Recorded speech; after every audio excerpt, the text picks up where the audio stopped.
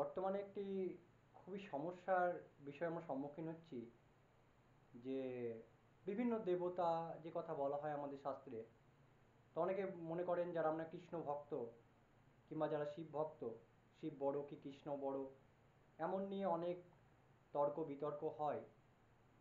তো আমার মতে যে ভগবান সে একটাই। সাধক ভবপাগলা বলেছিলেন, তুমি যাকে ভজো সেই তোমার বড়, এটা ওটা করে কেন সময় নষ্ট করো। এ কথাটা আমার নয়, স্বয়ং ভবপাগলা সাধক মাতৃ সাধকের। ঈশ্বরকে যখন আমরা একটা নির্দিষ্ট গণ্ডির মধ্যে ফেলে ফেলবো, যে শুধু কৃষ্ণ কিংবা শুধু শিব, তাহলে তাকে একটা নির্দিষ্ট বেরিয়ারের মধ্যে আমরা বেঁধে ফেলছি। তাহলে ঈশ্বরের যে সর্বব্যাপী যে সত্তা, সেটাকে আমরা অস্বীকার করে বসবো। তাই আপনি কৃষ্ণ ভক্ত বললে যে সকলেই কৃষ্ণ ভক্ত হবে তা তো নয়।